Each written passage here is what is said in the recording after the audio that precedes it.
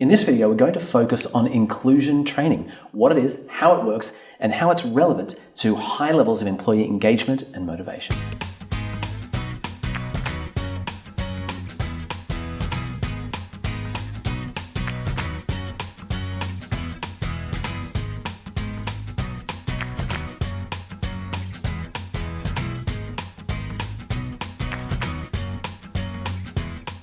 Laura, lovely to speak to you. As well. Inclusion training, you got me. I haven't got a clue. What is it?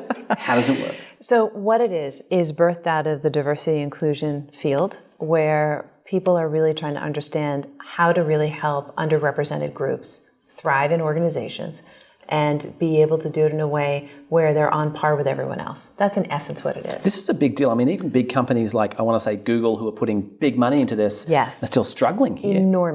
Enormous money, because if you think about big topics today around gender and equity, and especially in the US, the race relationships that we've had and challenges there, those two alone capture a huge amount in our marketplace. But globally, like when I've been in Singapore, and that place has over 40 cultures working in one roof, literally.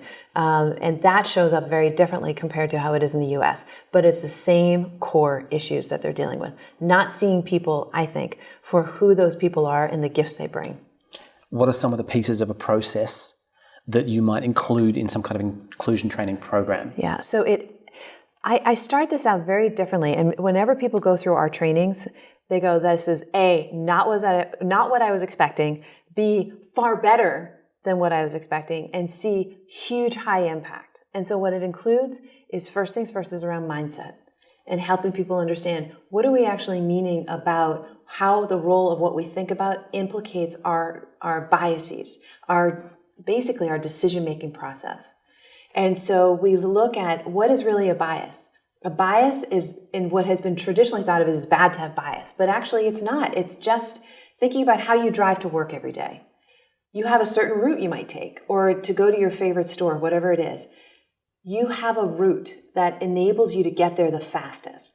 That's what a bias does. It's a premeditated way of shortcutting, having to think through, I take a right here, a left here, a right here. I mean, have you ever had it where you've driven a place and you kind of just show up? Yeah, it's scary when it happens. It's scary when it happens, yeah. But you don't even realize you're there. That is the power of bias. So it's not so much that how I get there is good or bad, it's just my way. Right. However, when you are leading and making decisions about performance, who gets that choice opportunity, who gets the promotion, who gets the project, are you clear about your bias in making selection of people? Because we feel most comfortable when we're selecting people who are like ourselves. So you're working at that leadership level, yes, to bring consciousness to the bias, yes, and arguably allow you a more diverse decision-making process. Yes. And that's the difference. A lot of people are talking about unconscious bias. I loved it. I had an executive who said to me, I don't get it, Laura. How is it unconscious bias? If it's unconscious, you don't know it. And I'm like, exactly. So what we want to do is bring back the unconscious and say, what could possibly be the things that you may not be aware you are making decisions about that implicate your decisions? Are there any, I want to say, quick exercises or even just questions that you could ask that would begin to unlock this process for an individual maybe watching this video? Yeah, so I would try one thing, which is looking at if you go talk to certain people who you trust. Like, for example, if you have a great idea, who are the top 2 to 3 people that you bring that idea to? And start thinking about, why do you go to them?